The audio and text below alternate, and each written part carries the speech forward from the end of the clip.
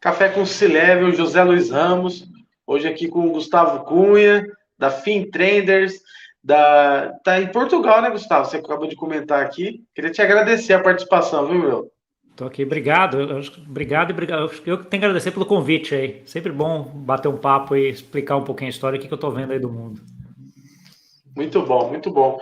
Hoje nós vamos falar sobre inovação, até nós estávamos comentando aqui, né?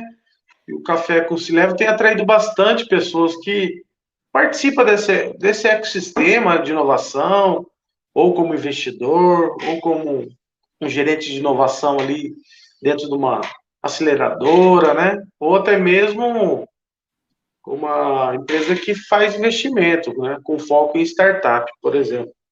Mas conta para nós aí, Gustavo, como foi esse início seu desse ambiente de inovação? Eu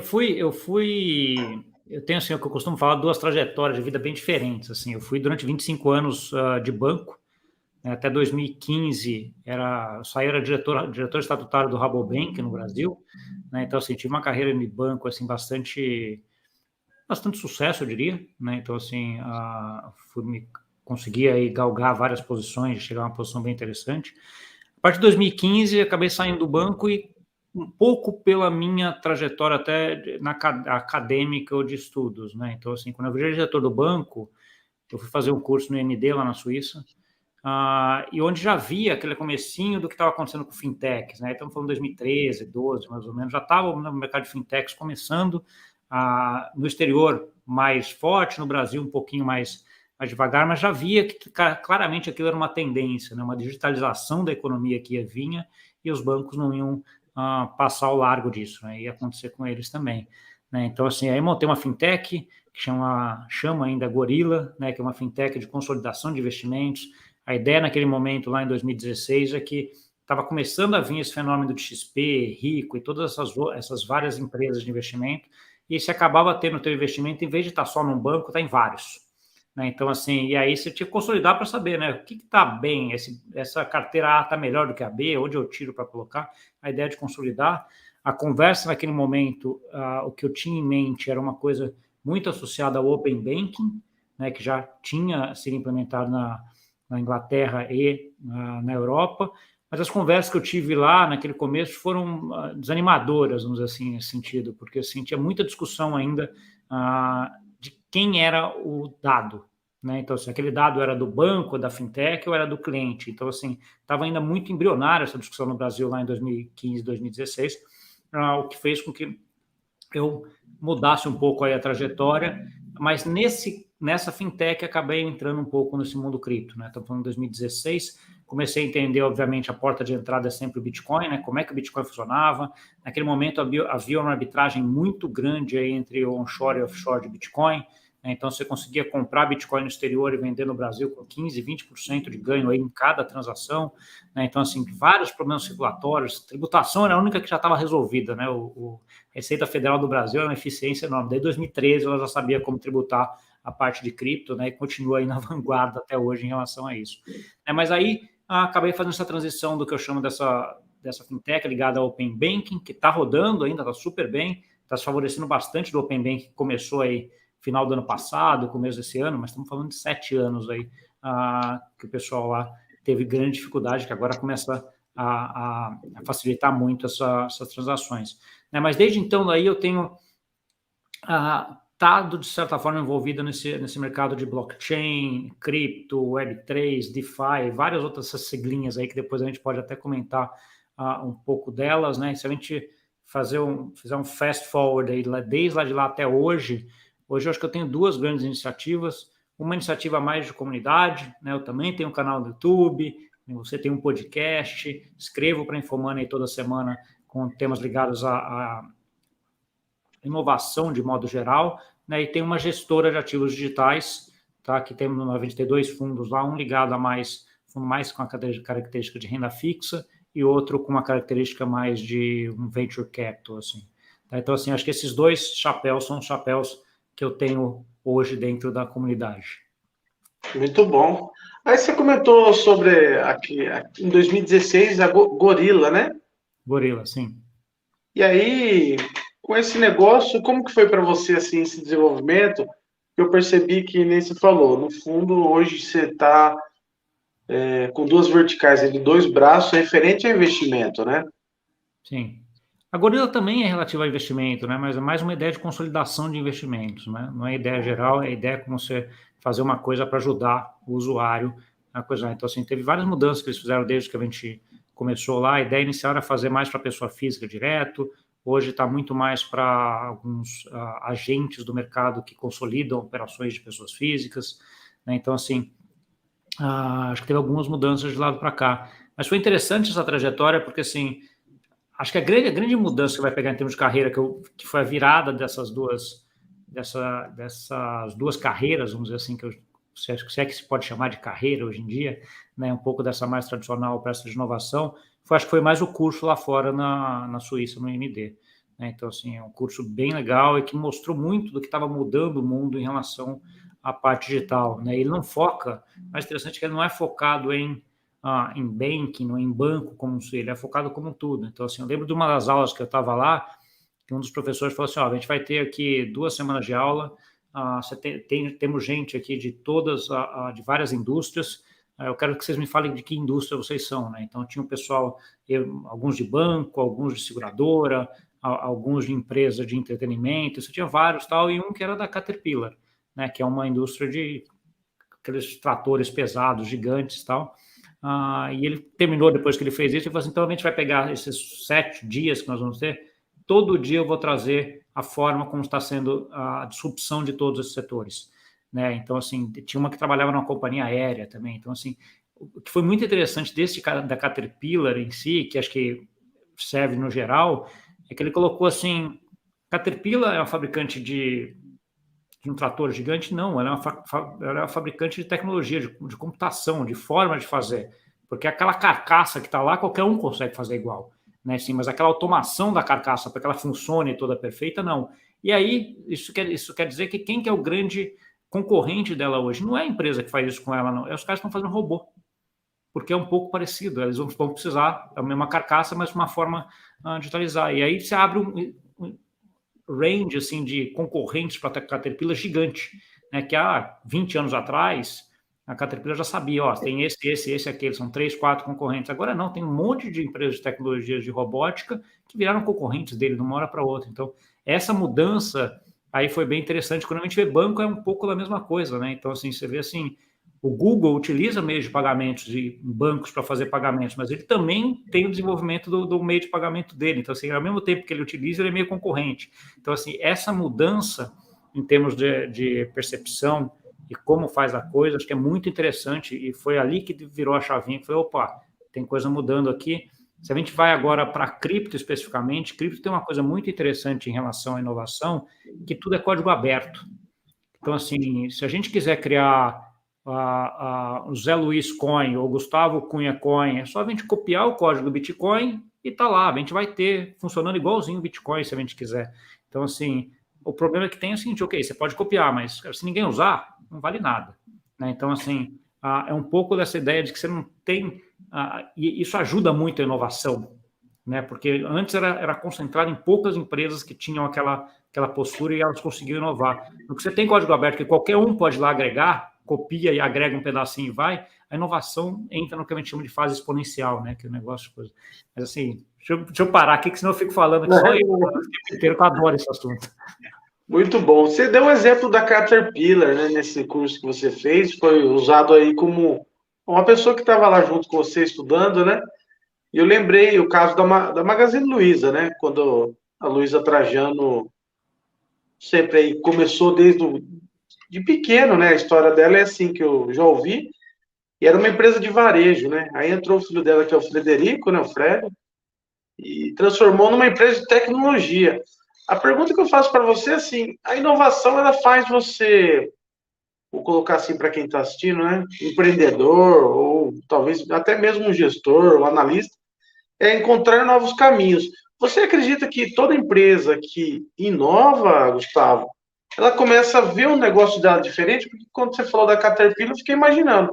A visão deles era fazer trator, mas em algum momento eles viram que embarcou tanta tecnologia ali que descobriu outros diferenciais e isso vai mudando. Como que é isso para você, olhando esse contexto? Eu acho que todo empreendedor ou todo gestor de empresa hoje tem que estar, de certa forma, antenado no que tá mudando. Então, assim, eu acho que nenhuma empresa que a gente tem hoje, da mais conservadora possível que a gente possa imaginar, ela vai ter o mesmo business ou a mesma coisa daqui a, sei lá, 20 anos. Né? Então, assim, a gente está entrando numa fase, dessa fase dos últimos 10 anos, que deve seguir aí mais alguns anos, de uma digitalização muito grande da economia. A pandemia ajudou muito isso também. Né? Então, se a gente está falando, você está num país, você está no Brasil, eu estou aqui em Portugal, ou seja, estamos falando aqui e gravando completamente. Então, assim, eu conheço pessoas hoje que trabalham em países e moram em outros. Né? Então, assim, essa parte de nômade digital também, que é uma coisa que está claramente uma tendência de crescimento no mundo. Então, assim, todas essas mudanças em termos de perspectiva de pessoas e tecnologia vão afetar todas as empresas. Então, assim, seja você uma pequena empresa, seja você um pequeno empreendedor, seja você uma empresa gigante, você tem que estar antenado, porque assim, alguma mudança vai estar tendo. Eu vejo mudança do ponto de vista positivo. Acho que mudança é aquela coisa que te faz melhorar, que te faz levantar todo dia, né? Porque assim, eu lembro que a gente sempre costumava, uma das perguntas que a gente fazia lá atrás, e até numa época que era um pouco diferente em relação a entrevistas com estagiários, é que os estagiários que vinham lá, vamos de 25 anos atrás, a gente perguntava para eles assim, fazer a seguinte pergunta: por quanto você viria trabalhar aqui para ficar carimbando documentos durante 2 anos? Né? Então, assim, era um pouco da ideia de falar assim, cara, você aguentaria ficar fazendo a mesma coisa 2 anos? Né? Então, assim, acho que ninguém quer.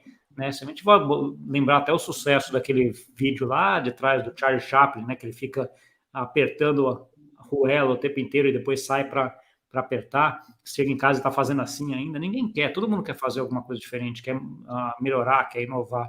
Então, assim, acho que a inovação, cara, a preocupação que eu tenho hoje do ponto de vista de pessoas, de muita gente que eu converso, vamos dizer, um pouco como é que você administra a ansiedade em relação a isso. Né? Assim, porque está no mundo que está mudando tanto do quanto está mudando agora, como é que você ajusta para que você também não tome decisões apressadas demais ou lentas demais, né? E controle você, a tua ansiedade, para que você tenha uma vida boa. No final das contas, é o que todo mundo quer. Mas eu acho assim, acho que a gente está num momento de grande mudança, que tudo está sendo chacoalhado. Eu vejo isso como bom para as empresas e para a sociedade, de modo geral, olhando para frente. Muito bom. E aqui você colocou no contexto do tema, né, desse café, a Web3, NFTs, né, e cripto.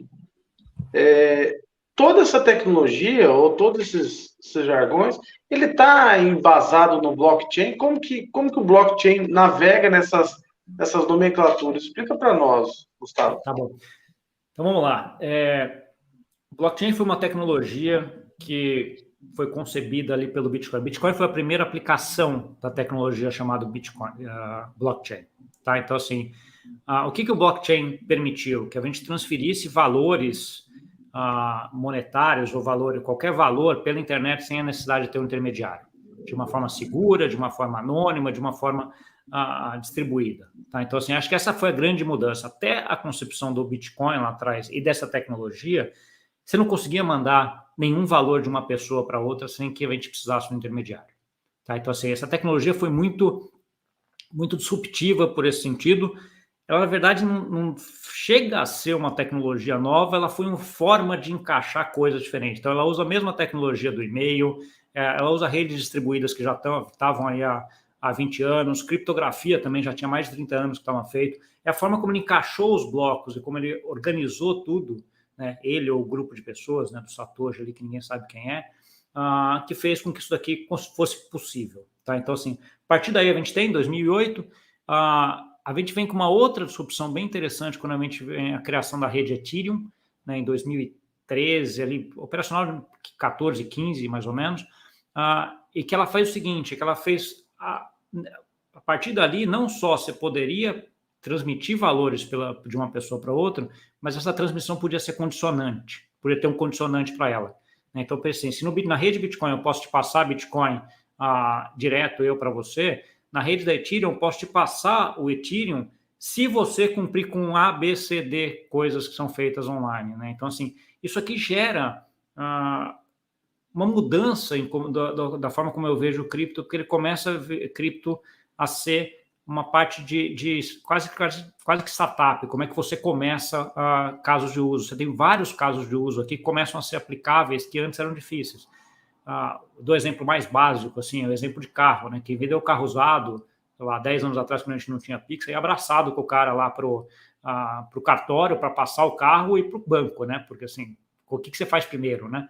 Na rede Ethereum isso é já automático, porque você pode fazer assim, esse valor só é passado se e somente se o cara também assinar. E se ele assinar, já é passado automaticamente. Então, você tira esse risco. Né? Então, assim, uma coisa simples de se ver.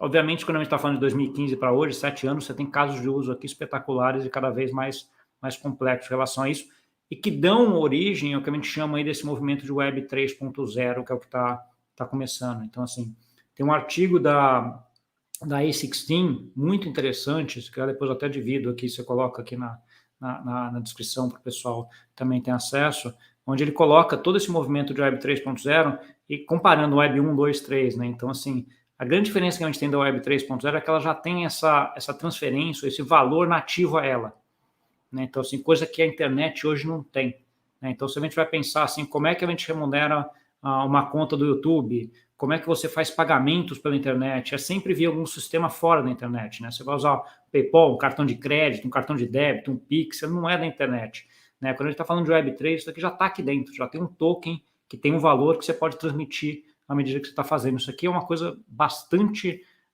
subtiva e que vai criar modelos de negócio aí muito, muito interessantes. A parte do NFT que você comentou também, para mim é um mecanismo pelo qual a gente vai ter essas mudanças, né? Se o Web 3.0 é essa nova internet, NFT e tokens de modo geral vão ser ali os ativos que vão ser transacionados aqui dentro dessa Web 3.0. Eu acho que é uma coisa que está, assim, o que eu vejo aqui muito hoje, assim, é uma coisa que já está acontecendo, a pandemia acelerou um pouco mais. Eu acho que as crises que a gente está passando hoje, do ponto de vista econômico, seja a guerra, seja Estados Unidos aumentando juros, seja até o próprio Brasil com eleição, essas coisas mais conjunturais e de curto prazo hoje, acabam segurando um pouco essas inovações, mas elas não tiram a tendência, né? Então, assim, e ela vai ser tão mais rápida quanto, eu diria assim, a minha geração, as gerações que nasceram antes ali de 2000, vamos dizer assim, se conscientizarem e quiserem fazer isso. Porque se a gente não fizer, os nossos filhos vão fazer. Meu filho, eu tenho um filho hoje de 12 anos, mas com 8, 9 anos, um pedaço grande da mesada dele ia para um joguinho que ele ganhava lá, que ele queria comprar o skin, queria comprar a arma, né? Então, assim, e para ele já aquela moeda lá dentro, né, que já está lá dentro, já é uma coisa que é uma moeda para ele, já é um negócio digital para ele conseguir comprar o que ele queria. Então, assim, essa desmaterialização, digitalização do dinheiro que leva a essa internet Web 3.0, para mim é um negócio que já tá em curso. Cara, bacana isso, hein? No caso do Web 3.0, você comentou um ponto interessante, né? Hoje, por exemplo, a forma das empresas vender. Estou até com um projeto aqui que estou desenvolvendo, junto a um cliente, e nós vamos catalogar os designs nível Brasil, e uma da forma de gerar valor para eles é trazer arte para eles executar, etc e tal. Como que seria isso, por exemplo, para a empresa que vai comprar esse serviço, na Web 3.0, ela já vai estar ali com o cartão dela acoplado dentro do navegador, como se fosse um token? Como se fosse um token. Eu entendo que você já entrou em alguma dessas redes, já operou Bitcoin ou Ethereum, alguma coisa desse tipo. Deixa eu ver como é que eu te explico. É como se você tivesse Fortnite, você já jogou? Já. Fortnite tem uma moeda chamada V-Bucks. Tá? Ele não é dentro do ambiente do Web 3.0, porque ele é num ambiente centralizado, né? Você tem empresa que é dona. Mas pensa aquilo lá na internet. Entendeu? Onde você vai ter lá o V-Bucks ou qualquer outra token ou moeda que você tem algum valor e que seja aceita em relação ao valor, e você vai comprar o que você quiser com aquilo ali. Tá? Então, assim, o paralelo, acho que de Web 3.0 e o Fortnite, acho que é bem interessante a gente falar isso, porque o Fortnite entra na história também do metaverso, que é outra palavrinha aí que todo mundo fala, né? Então, o Fortnite, para mim, ele só não é um metaverso porque ele é centralizado hoje. Mas ele é. Então, assim, você tem lá você com a sua skin, você coloca a cara que você quer, do jeito que você quiser, você já tem o teu avatar lá dentro, você já tem a moeda, que é o V-Bucks, você já tem ativos, né? Você já tem a sua arma, a sua roupa, tudo lá dentro. Então, assim, num ambiente centralizado. Quando a gente está falando de Web 3.0, é uma coisa muito similar, mas num ambiente descentralizado. Você não tem uma empresa por trás, é simplesmente uma internet onde você faz tudo isso.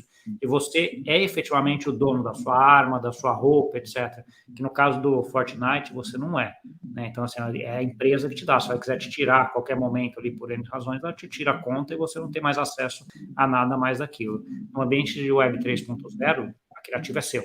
Né? Você tem ele e você consegue utilizá-lo. Então, assim, no caso de vendas, no caso desse metaverso, vamos dizer assim, que imagina um Fortnite dentro de uma internet, você tem tudo lá dentro, né? Então, assim, da mesma forma que você vende a roupa, a arma no Fortnite, dentro desse universo você pode vender um tênis, por exemplo, você pode vender uma roupa. Então, tem casos de pessoas, por exemplo, eu estou aqui, estou com essa camisa polo, etc., mas eu posso ter uma roupa, poderia ter uma roupa, em tese, que seria a roupa minha digital. Eu poderia vir com aquela camisa espetacular, que não é a camisa que eu estou vestindo agora, mas que estaria digitalmente aqui no meu avatar, vamos dizer assim, que é o que a gente está falando. Isso aí, só para citar alguns casos, mas assim, o varejo, vamos dizer assim, seja de roupa, seja de um monte de coisa, vai ser muito alterado por isso, até por conta da geração, né? Não é o caso do meu filho, mas, por exemplo, ele tem amigos hoje que tem mais roupas dentro do Fortnite, assim, do que no armário dele. Porque ele comprava roupa, você ia ver lá, tinha no Fortnite, tinha muita roupa lá digital, no armário dele tinha meia dúzia de roupa. Assim. Então, assim, isso, para essa geração, okay, já é comum, já está. Então, assim, é uma coisa que está acontecendo e virar. E por isso que eu falo assim, e aí já falamos de vários segmentos, né? Falar até de banco, foi para Caterpillar, estamos falando de varejo, assim, qualquer setor que a gente vai tocando, consegue ver alguma forma que está acontecendo essa mudança. E você comentou sobre esse exemplo desse jovem, né, que tem mais roupa no virtual do que no presencial. A minha pergunta, principalmente do metaverso, é: será que a pessoa não vai se tornar uma pessoa alienada no virtual, por exemplo? Porque ela deve gastar mais tempo no virtual do que no presencial. Isso não vai afastar as relações humanas? Qual que é a tendência que você enxerga? Porque, querendo ou não, a inovação ela vai inovar, vai fazer ruptura em várias frentes e vai gerar comodidade para o ser humano. Mas será que, no fundo, nós não vamos se perder novamente aí referente às relações humanas, Gustavo? Eu acho que esse claramente é um ponto de preocupação nesse sentido, acho que a gente tem que ter essa preocupação. Mas o que eu vejo, assim, o ser humano, de modo geral, é muito moldável. A gente se adapta muito fácil a tudo. Né? Então, assim, eu acho que a gente tem a capacidade de se adaptar a isso. A gente já passa, provavelmente você, eu já passo hoje grande parte do meu dia, e já faz anos, desde quando eu trabalhava em banco, olhando para a tela. Né? Então, assim, a gente cada vez está passando mais de ok. Se por um lado a gente vai ter isso, por outro lado, é fenomenal eu conseguir falar com a minha mãe, meu pai, aí no Brasil, quando eu quero, a hora que eu quero. Né? Então, assim, e vê-los, mais que seja uma representação deles aqui no coisa, e vê-los, assim, você tem a parte boa e a parte ruim, acho que cada pessoa vai ter que ver como se ajustar e como ver isso. Um dos grandes pontos interessantes que a gente vê é alguma parte dessa parte médica, vamos dizer assim, de psicólogos, psiquiatras, etc. Isso, para mim, é uma profissão que vai ter muito mais trabalho para frente. Né? Então, assim, porque eles que vão ajudar nós, como seres humanos, a ajustar isso daí. Vão ter pessoas com mais facilidade, pessoas com mais dificuldade, mas a gente vai se ajustando. Outra coisa, e aí vendo, eu sempre gosto de ver mais pelo lado positivo, outra coisa pelo lado positivo. Cara, em tese, hoje, se tiver meia dúzia de amigos que trabalham online, você pode mudar uma ilha. Vocês mudam para algum lugar, onde quer que vocês estejam, uma comunidade, e fiquem lá. E continuem ganhando dinheiro, continuem produzindo, etc., tal, coisa que em 20 anos atrás era difícil. Então, assim, aí você tem uma comunidade, né? Você vai morar só com quem você gosta, quem você quer. Então, assim, eu acho que a mobilidade que você tem hoje em termos disso é muito maior do que você tinha antigamente. Acho que a digitalização te dá isso como ser humano, né? Então, assim, isso é bom. Agora, aqui vão ter pessoas que vão se adaptar e vão achar melhor e pior, e aí cabe a cada um ter o seu rumo. Mas, respondendo, claro, acho que é uma preocupação que a gente tem que ter.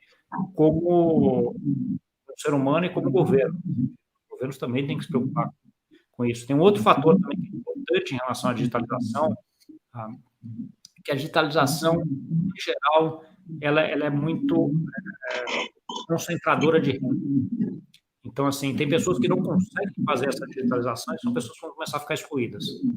Então, assim, como é que o governo atua com essas pessoas para trazê-las ou para assisti-las? Então, assim, aí tem uma discussão de governo muito grande em relação a isso também. Então, assim, aí tem discussões, eu sou economista, né, estou fazendo doutorado aqui também, então, assim, tem muitas discussões do ponto de vista econômico de como é que se vai tratar essa digitalização para frente. Muito bom. E aí, como que tem sido, que nem você está morando fora, né? Você comentou sobre alguns cursos que você fez, tem feito aí fora, né, na Europa. Como tem sido para o Brasil a parte da educação e inovação? Porque eu acredito ainda, mesmo com a transformação digital, né, tem muitas empresas, principalmente as pequenas empresas, médias, tá tendo dificuldade em se adaptar, né? Como que é esse mercado de educação referente a isso? Existe cursos já que tem ensinado isso? Existem vários, eu vou te dizer que eu não conheço nenhum, assim, eu não tenho feito nenhum que fala assim, esse é o curso. Eu acho que a gente está passando, e aí a parte de mídia e conteúdo também, muito, hoje, ele está sendo distribuído, ele está começando a ficar descentralizado. Então, assim, se quando eu estudei lá, que eu fiz GV, eu tinha que ir na biblioteca para consultar o livro, e o acesso à biblioteca era só para os alunos da GV, então, assim, pouca gente tinha acesso àquele conhecimento e conseguia ver. Hoje é o contrário. Né? Hoje o conhecimento está aí, a gente está gerando conhecimento aqui, por exemplo, né? Assim, em vários lugares, de várias fontes, cabe às pessoas saberem que tipo de conhecimento elas querem. Então, assim, eu costumo falar assim, eu já dou aula, dou cursos, várias plataformas, várias coisas. O conhecimento que eu dou está aí, está todo no YouTube. Né? No YouTube, sei lá, qualquer mídia, outra mídia. Então, assim, as pessoas acham.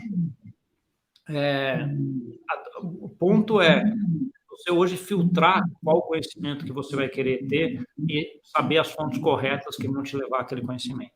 Eu acho que esse é um ponto. Então, assim, eu não acho que a gente vai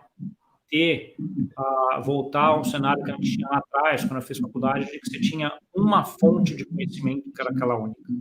Né? Porque, assim, ela funciona para algumas pessoas e até você tem um pouco também da didática. Eu trabalho muito nos últimos anos, trabalhei muito com a parte de didática, aprendi muito com didática. Então, assim, não é um formato, um canal que atende a qualquer tipo de pessoa. Tem pessoas que são mais visuais, que gostam de ter coisas mais visuais. Tem pessoas que se adaptam otimamente a um podcast, que vai ouvindo para o trabalho. Tem pessoas que têm que estar junto escrevendo, tem que estar junto com a pessoa. Então, assim, você tem várias formas de pegar o mesmo conteúdo. Então, assim, e essas formas hoje são mais adaptáveis a cada pessoa. Então, assim, as pessoas conseguem esse conteúdo de uma forma mais fácil. Então, assim, você consegue adaptar o conteúdo à pessoa. É diferente de quando eu era o professor lá na frente, só ele, na didática dele, todo mundo tinha que aprender daquele jeito. E todo mundo passou por isso, todo mundo até hoje passa. Né? Você tem professores que são ótimos, que você adora e que te ensinam bastante, tem outros que você não consegue entender. Né? Que são muito ruins, mas que o cara do outro lado entende perfeitamente esse que você não consegue entender e acha o outro cara bastante ruim e não consegue entender ele. Então, assim, essa personalização também ajuda muito. Mas acho que em relação a curso, eu acho que as pessoas têm que começar a fazer, cara, é começar a olhar, se atualizar. Procura qualquer assunto que você queira ver, dá um Google, vai no YouTube e fala, quero aprender sobre isso aqui. E vai fuçando e vai navegando. E aí você começa a ver o que é bom, o que não é, e segue aí, vai aprendendo. Está tudo ótimo. Muito bom, muito bom. Você tem interesse, ou você tem feito alguma ação nesse sentido? Você falou do podcast que você tem, né? E como que tem sido para você? Porque, querendo ou não, você acumulou um conhecimento e tem replicado isso. Como que é a sua estratégia aí para disseminar isso que você já tem tido aí na sua mão? Quando eu comecei lá atrás na Infomani até fazer entrevista junto com o Arthur, que me chamou e que me entrou nesse negócio. Gustavo, vem fazer entrevista aqui ao vivo. Eu falei para ele, Arthur, acho que não é para mim. Cara, nunca fiz isso, nunca fiz nada com ele. Eu lembro que eu dormi, acordei no dia seguinte e falei, cara, por que não? Eu liguei para ele de novo e falei, Arthur, vamos tentar. Né? E assim, ele me ajudou muito, o Arthur, a fazer essa transição, e aí passamos durante um ano lá fazendo entrevistas com ele, aprendi muito com ele, e aí acabei mudando aqui para Portugal. legal, a gente é super amigo hoje ainda, mas já acabou entrando lá. Acabamos com até esse programa de Humana, ele depois foi para exame, etc. E eu segui um pouco da conversa aqui, mas foi bem interessante isso, para ver, primeiro, essa parte da didática, né, que é coisa. E no começo eu tinha também uma discussão interna comigo muito grande, do tipo, entre você ser um produtor de conteúdo, onde você traz terceiros para conversar, e você ser o cara do conteúdo. Porque eu sempre fui o cara do conteúdo. Eu gosto de ir no detalhe, eu gosto de entender as coisas no detalhe. Então, assim, aí ficava aquela coisa que, eu estou entrevistando o cara, mas ao mesmo tempo eu deveria aqui estar agregando conteúdo, né? E aí, essa discussão acho que você provavelmente já teve em algum momento aí, mas eu tive muito no começo, e o que eu vi é que, assim, a gente, eu, no caso, como sabendo muito de algum setor, eu não sei tudo, e os caras que estão trazendo sempre tem alguma novidade, alguma coisa para eu aprender, né? Mas, assim, a forma como eu faço a pergunta, a forma como eu vejo, as pessoas veem que eu entendo e que eu estou querendo entender mais, né, o que a outra pessoa faz. Então, assim, toda entrevista que eu faço, eu aprendo muito por conta disso, porque ela é movida até pela minha curiosidade, né, de olhar e falar assim, cara, esse cara está fazendo aqui uma solução, pô, já entrevistei o cara de inovação da CVM, do Banco Central, gente de banco grande, algumas startups que estavam lá começando, o pessoal de DeFi com as estratégias bem disruptivas, praticamente todos os gestores de fundo cripto do Brasil. Então, assim, a gente tiver muito coisa assim, cada uma, eu saio, termino e tem coisas que eu aprendi, que eu olhei e falei assim, cara, legal, isso aqui, e em 2 segmentos, setor de didática, né, o que eu poderia ter feito melhor até para deixar a pessoa mais confortável e trazer mais informação, e que dúvidas que eu tinha que ele conseguiu solucionar, né? Como é que eu aprendi lá? Então, assim, a forma como eu vejo isso, eu acho fenomenal isso, mas hoje em dia que eu estou confortável com essa ideia de trazer conhecimento e ser o cara do conhecimento, né? Então, assim, acho que eu hoje consigo navegar e para mim é tranquilo conversar com pessoas que eu gosto de conversas onde entenda pouco do assunto. Eu acho que isso é interessante. Eu tive algumas palestras ou alguns eventos online ou presencial e eu subi de lá, tinha um nome, eu entender alguma coisa sobre isso, que eu não sabia, sei lá, 10% sobre aquele daquele, e saí de lá 30%. Entendi metade do que os caras estavam falando. Mas, legal, tem muita coisa aqui que eu preciso aprender. Isso é uma coisa que foi muito do assunto, acabei indo atrás, fazendo catch-up. Assim, acho que é importante para mim essa fazer coisa nova, de estar participando, de estar aprendendo o tempo inteiro. Muito bom, muito bom. E quando a pessoa começa a estudar inovação, né, ela tem um objetivo ali de se atualizar e ela tem uma profissão dentro daquela corporação, dentro daquela startup, até mesmo no negócio dela. Como que tem sido para você, Gustavo, no seu caso, com todo esse canivete suíço, eu vou colocar essa expressão assim, como que faz para você manter o foco? Porque, querendo ou não, você vê muitas oportunidades nesse contexto, né?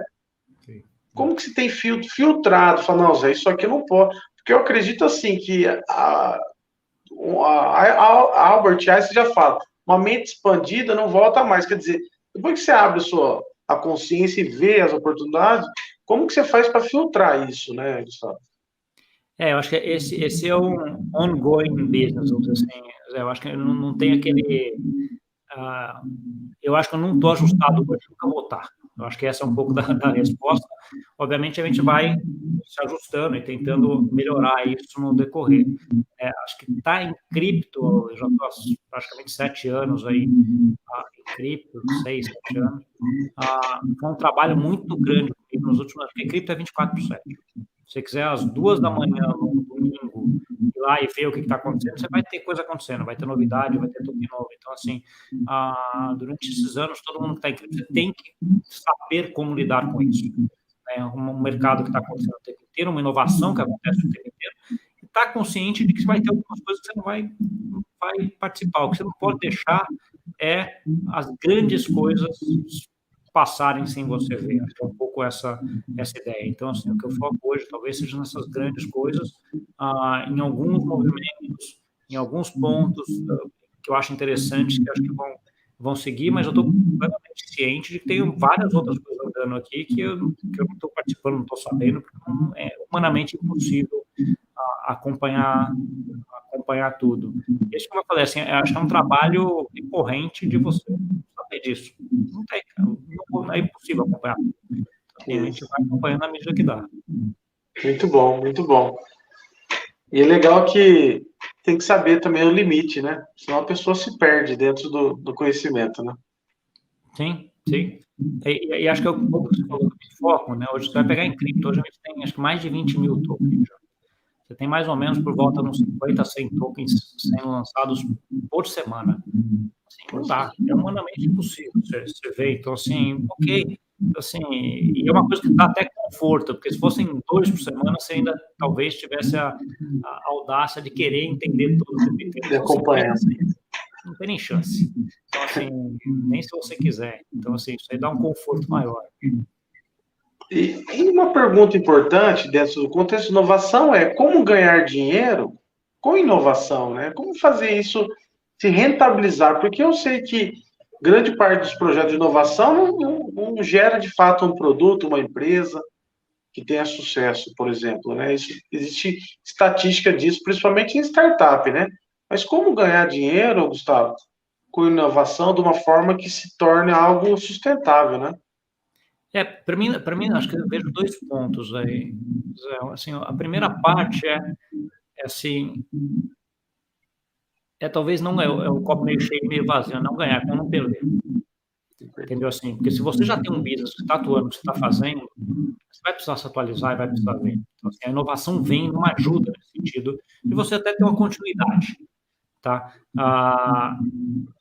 Esse é o primeiro, acho que é o primeiro ponto, talvez o mais importante. Então, assim, cara, vamos para que a gente tenha continuidade com esse business, dure aí 100 anos, não só mais 5, 10, 15. Tem um livro muito interessante do Simon Sinek, chamada Infinite Game, Jogo Infinito. Acho que tem esse livro, que ele descreve essa ideia. Como é que você faz uma empresa que vai durar 100 anos, não 10? Então, assim, esse racional de como é que você faz, o racional de estar sempre inovando e estar sempre se alterando e se ajustando ao mercado. Então, acho que a inovação vem um pouco disso. Eu não vejo a inovação como uma forma de ganhar dinheiro, assim.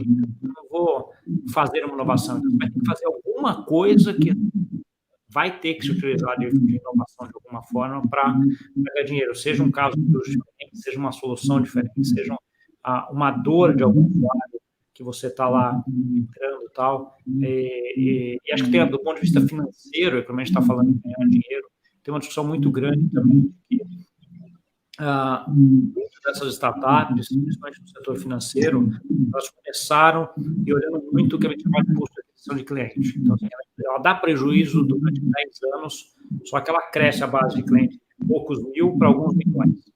Então, assim, depois que você tem esses milhões de clientes, você aí sim tem capacidade de oferecer vários produtos e aí você a torna rentável. Então, assim, esse é um modelo aí, mais ou menos, que aconteceu muito nos anos 2000, 2010, né?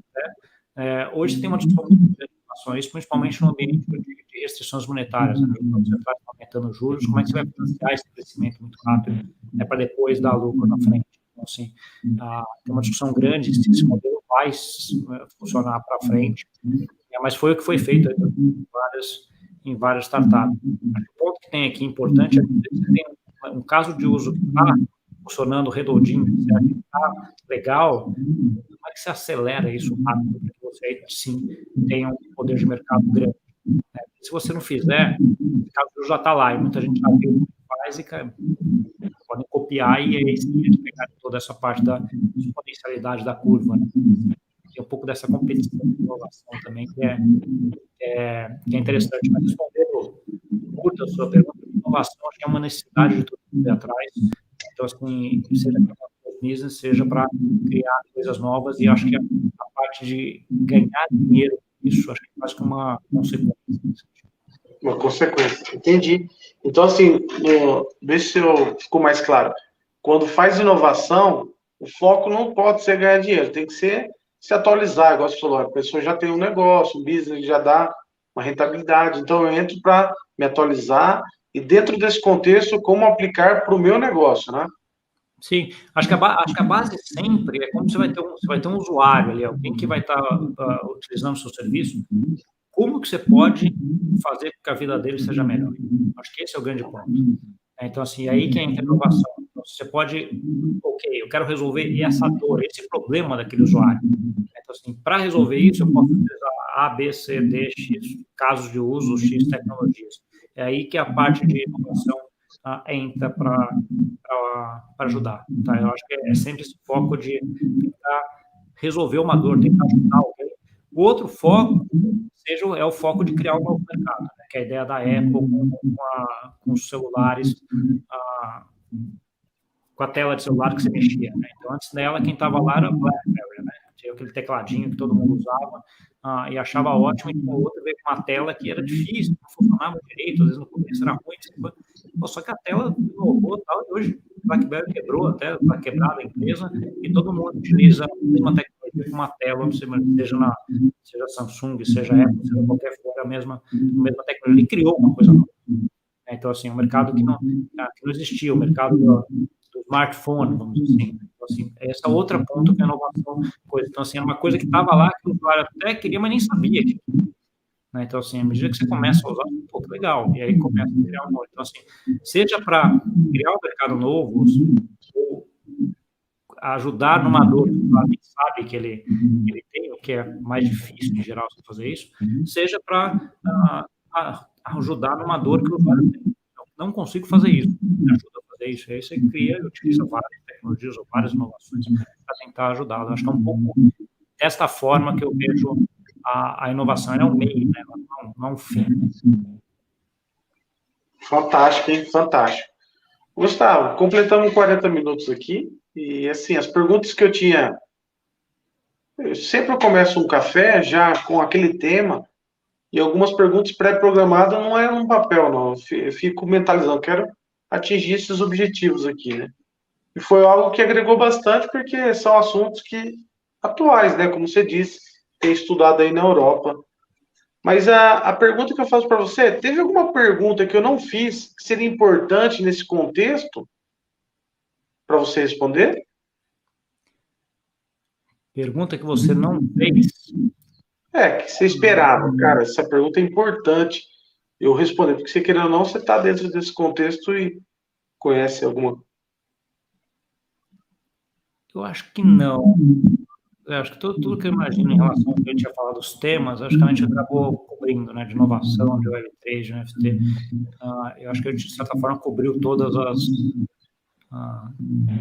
os pontos. Não, acho que não. Acho que para mim, tudo que você perguntou é o que eu tenho em mente para perguntar ou para responder. Muito bom. Eu queria te agradecer, Gustavo, esse momento com você e desejar sucesso. Continua sendo esse cara aberto à inovação e aberto a compartilhar também, né, cara? Que acho que esse é o segredo, com essa humildade e desejar sucesso aí nos seus empreendimentos. Que tem sido prazeroso o café, que eu tenho conhecido pessoas nesse perfil seu pessoas do bem, né? Que tem uma consciência boa, tá aí para igual até tô vendo atrás aí um cara que gosta de esporte, um cara que é equilibrado, tá aí se desenvolvendo como pessoa. Parabéns aí, cara. Queria agradecer mesmo. Obrigado, adorei a conversa aqui. Obrigado até por abrir esse espaço, até para contar um pouquinho da minha história, o que eu acho que é interessante. Eu gosto de falar, né? Você já percebeu que eu gosto de falar bastante aqui, então acaba às vezes me prolongando um pouco, mas acho que a gente conseguiu cobrir aqui bastante coisa e passar um pouquinho do que eu estou vendo desse mundo aí, que acho que é bem interessante. Acho que tem muita coisa boa. E sei que em algum momento, como falei para você, depois do café, eu vou criar essa estrutura. Eu não tenho essa estrutura exata, mas eu sei que essa forma de você falar, de se expor, nós vamos criar um material que pessoas vão te encontrar esse conhecimento, uma forma de contribuir, né? Eu sempre vejo isso, que pessoas são encontradas mediante ações assim que nós estamos fazendo. Então, você pode passar o tempo que for, acredito que isso vai gerar valor e você vai cumprir sua missão, né? Meu pai tinha uma frase muito grande que ele falava: quem não é visto não é lembrado. Então, assim, é um pouco cara, estamos aí, estamos juntos, vamos conversando, vamos conhecendo gente nova, vamos tocando, assim, vamos juntando aí com as pessoas do bem, que nem você falou, para a gente construindo uma coisa legal aí para frente. É um pouco dessa ideia. Aí, mais uma vez, obrigado pelo convite. Eu que agradeço. Obrigado mesmo e sucesso aí em Portugal, viu, cara? Valeu. Até mais, pessoal. Um abraço. Tchau, tchau. Tchau, tchau.